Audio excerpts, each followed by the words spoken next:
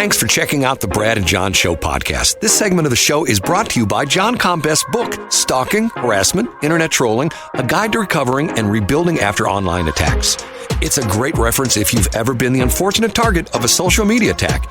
It's available on Amazon. Just search John Combest. That's C-O-M-B-E-S-T, John Combest, and the book will show up in your search results. Now it's time for another segment of the Brad and John Show. Can you handle it?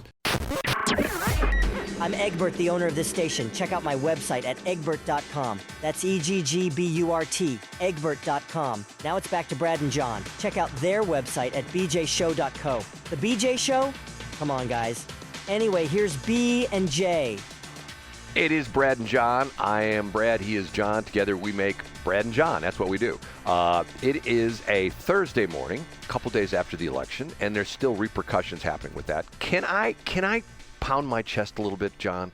Please do. Be a Tarzan for us, Brad. And I sent you this screenshot of a conversation I had.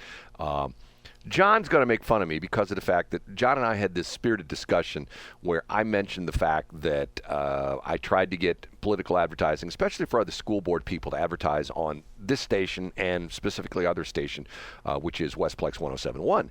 And the idea being that we've got this great station that appeals to women in St. Charles County. And, you know, we all were told, matter of fact, yesterday I was listening to another show where they're talking about, you know, it's very important to get the suburban women on board with, you know, I'm going like, okay, once again, I got a station that has suburban women listeners, okay?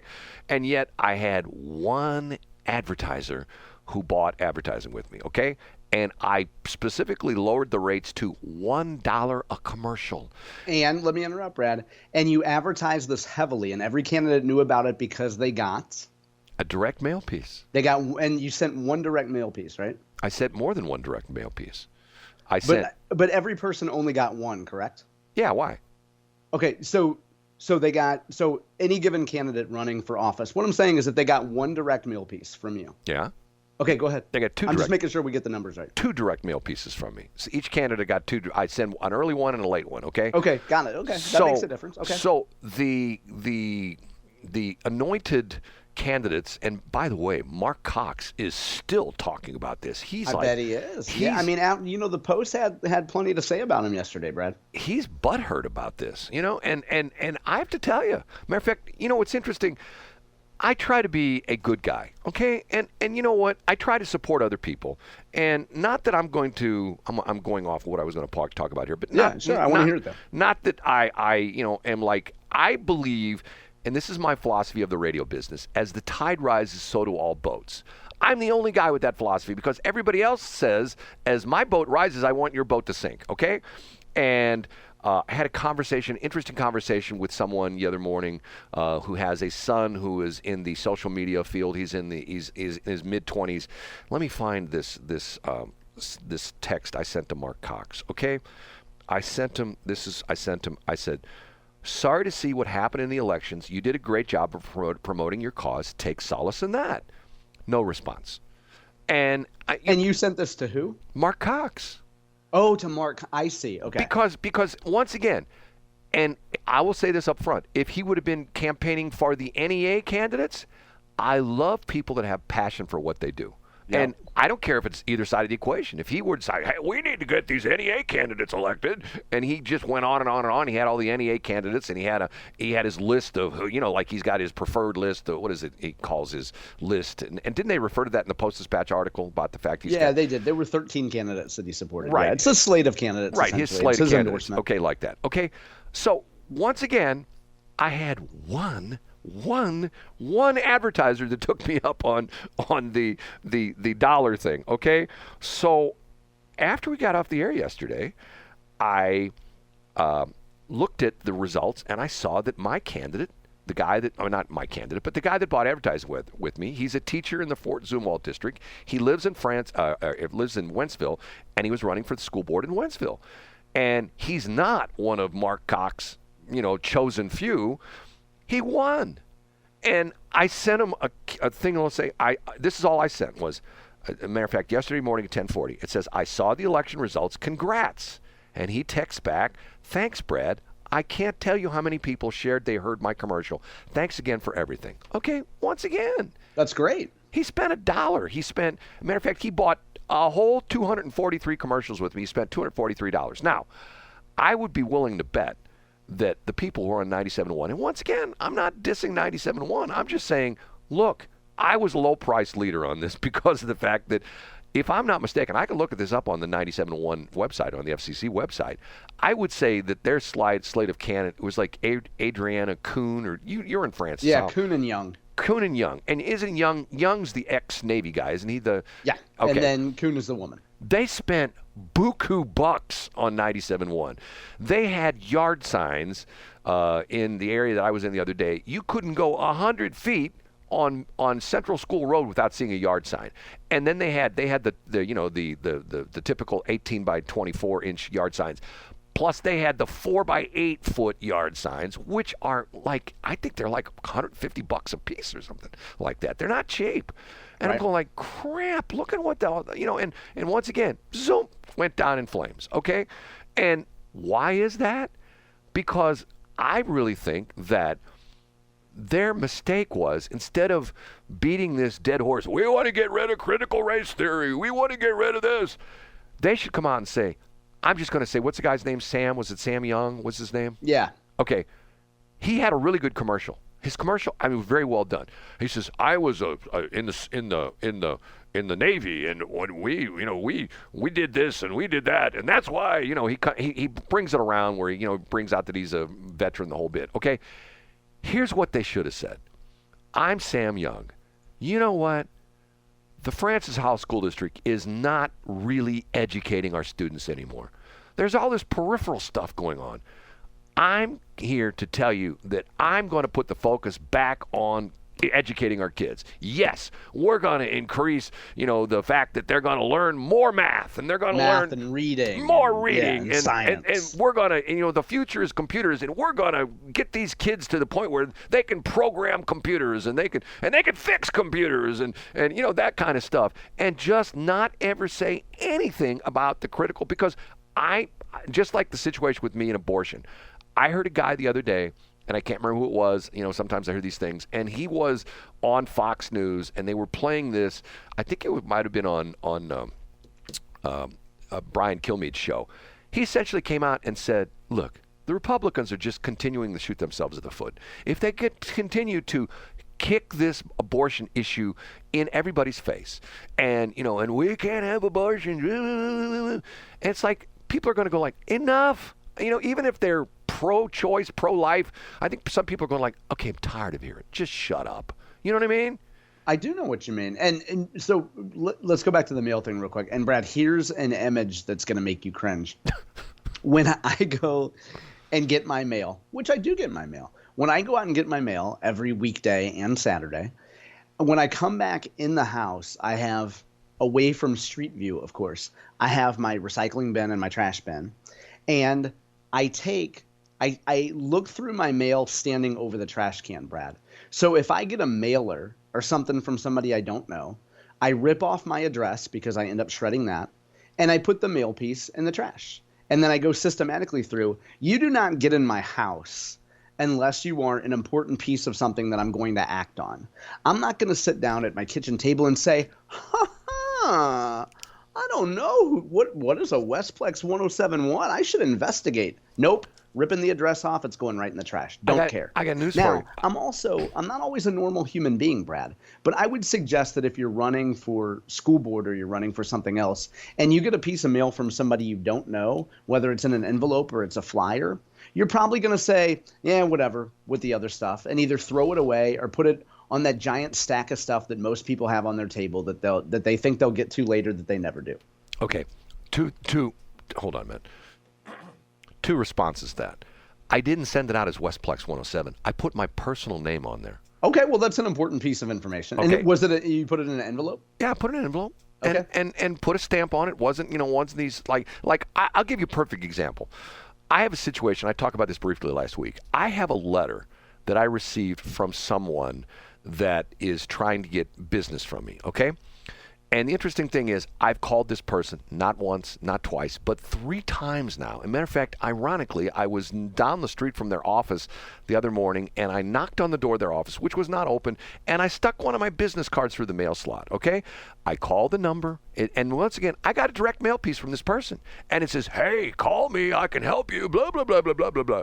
And I'm going like, okay, why what are you doing? You just spending money? Now, here's what I think is happening on this one, okay? I think this person that sent me the letter didn't realize that he sent me the letter because this was generated by some direct mail company. Get what I'm saying? Mm-hmm. Yeah, I get exactly what you're saying. And I think the guy knows who I am and won't return my call because he thinks I'm trying to sell him advertising. Yeah, I can imagine. When in actuality, I'm trying to do business with the guy. Now, going back to your thing about what you do, John, let's be honest, John's on the quirky side. Absolutely, for sure. John's a little, no doubt about it. I think a lot of people look at their mail, Brad, while standing over a trash can. Okay, but and here, I'm going to throw this at you. You're in a weird situation because a lot of them do. But you're in a weird situation because of the fact that you're not running for office. And sure. I get it, yeah. What do most of these people do running for office? They send out direct mail, right? For sure, I get it, So if they would do that with my direct mail piece, and I'm not trying to say I'm butthurt because they didn't read my direct mail piece and it ended up in somebody's trash can, but the idea being is, if you're going to live by the sword, die by the sword. If you're going to say that direct mail works, and see, the interesting thing about this is we get this all the time in the radio business. Matter of fact, I very rarely do this. As a matter of fact, I'm going to come clean on this, and you're going to laugh when I tell you this story. I very rarely do this. I don't pick fights with people on Twitter or Facebook or anything like that. But I don't know how these two guys ended up on my Facebook page, but they're 2 ex-radio guys who all they do is diss the radio business. Oh, the radio sucks. Nobody listens to radio anymore. Blah, blah, blah, blah, blah, blah, blah, blah. And I got to the point where I got like, okay, this is the problem. This is the problem that if I were to stand on the corner of, I don't know, down in South City, and I would stand there every single day for 8 hours a day. Don't go to Ted Drew's. The custard there's terrible. It's terrible. You don't want to go to Ted Drew's. It's the worst custard in the world. Pretty soon, people are going to go, well, why would you say that? Trust me, it's no good. Pretty soon, Ted Drew's business is going to decline. It would be like me saying, if I wanted to, if I decided that, if I was like an unscrupulous radio guy, and I said, and I went to a client, and they go, well, we're not going to advertise in your station. I'd come on the air the next morning. Well, you know what? I went to so and so restaurant yesterday. God, and the food was terrible. And matter of fact, it was cold, and the waitress dropped my food in my lap. Once again, that kind of stuff, people listen to that, and so I started engaging these 2 guys. Oh my God, I've got like 6 or 7 people sending me, what do you know? And the funny thing is, these are not local people. These are people, I don't know how they got in my Facebook feed. They're people out of the East Coast, specifically West Virginia, and they keep saying, well, I have decades of radio experience. You don't know what you're talking about. And I don't. Right. But they don't know you. Right, but that's the funny part of it is I'm going like, okay, Mr. Head up your butt. And once again, the same thing I essentially said was, I go, guys, you know what? The radio business is a tough business. If I were to tell you every single person that I knew that started out in the radio business, some of them lasted 6 months, some of them lasted a year. Matter of fact, my graduating class of SIU Edwardsville, I would say that of my mass communications, because that was the school of mass communications, we're in journalism, television, radio, all that kind of stuff, I would probably say that less than a quarter of the people that graduated their degrees actually worked in this industry.